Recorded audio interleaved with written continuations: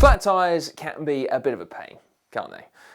But maybe you can suffer from fewer of them, because coming up are 5 hacks for no more flats. Or less flats, I suppose. Less of them.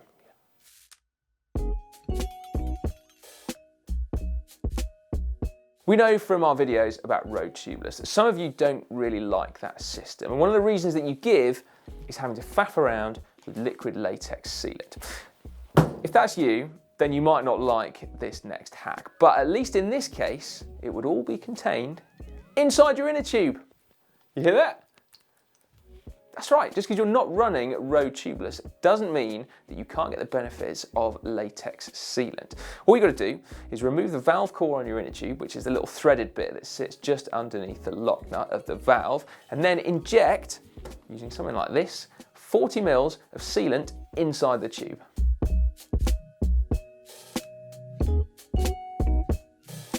Now here is an old school hack, if ever there was one, the Flint Catcher. And this very much is a hack, because I actually knocked it up about 5 minutes ago out of an old spoke, which is probably actually why it looks like a bit of a bodge. Anyway, these things have gone out of fashion a bit, but if you suffer from a lot of sharp object related punctures, then you could perhaps be interested in bringing this back.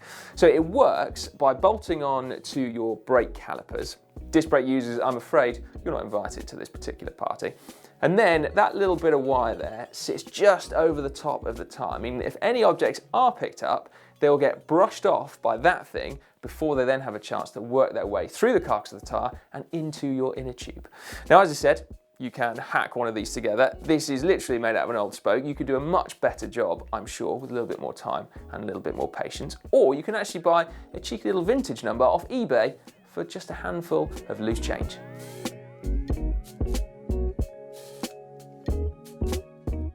It's not just sharp objects from the outside of the tyre coming in that cause punctures, but on old knackered wheels generally, you might find that actually the bed of the rim itself is a cause of punctures.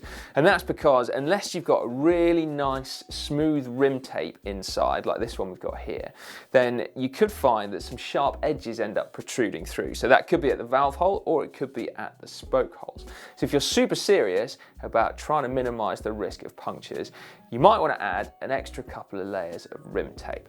Now, electrical tape does not cut the mustard here. It stretches under pressure, so when the tube is inflated. If you've got something like Gorilla Tape knocking around, then that would do the job. But rather than going out and buying Gorilla Tape, you may well spend a couple of pounds, a couple of dollars, euros, on actually some specific rim tape. Velox is probably the thickest, most luxurious rim tape that you can buy.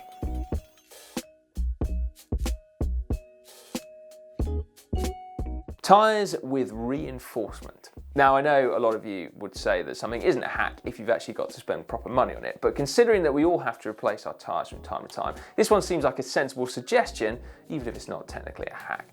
Basically, if you buy a tyre that is a little bit tougher, it's got a harder casing on it, it's going to be much more impervious to sharp objects penetrating through it. So something like this Continental Grand Prix 4Season is something of a classic. I have actually bought several pairs myself in the past, but most manufacturers will have something similar. And basically, although it's not going to guard against all punctures, you will still suffer them from time to time. It is going to cut down on them because that casing is much, much tougher.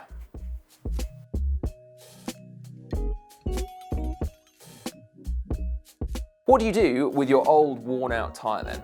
Well, before throwing it in the bin, or indeed making yourself a hipster belt. Yeah, hipster belt.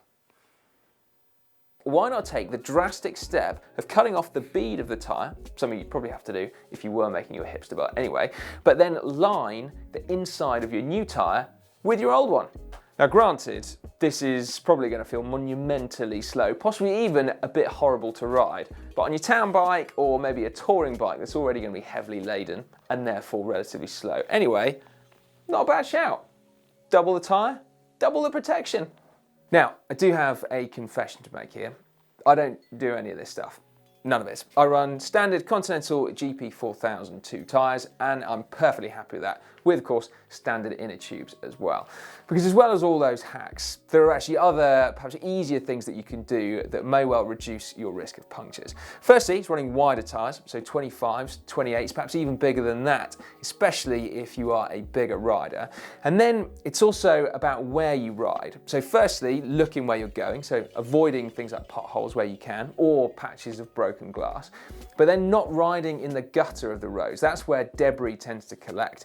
You shouldn't ride there anyway, for lots of different reasons, but reducing your risk of punctures is also one of them. And then I guess the other thing it's worth mentioning is actually try not to worry too much about when you get punctures. They are, of course, a pain, we've already mentioned that, but actually being able to change an inner tube easily is a very important skill for a cyclist to have. There we go, I'll leave that with you. Do make sure you subscribe to GCN before leaving this video, and if you want to watch a couple more that are related to this, firstly, it's how to change an inner tube in record time, that one is just down there, or for another video about how to reduce your risk of punctures with some other helpful tips, click just down there.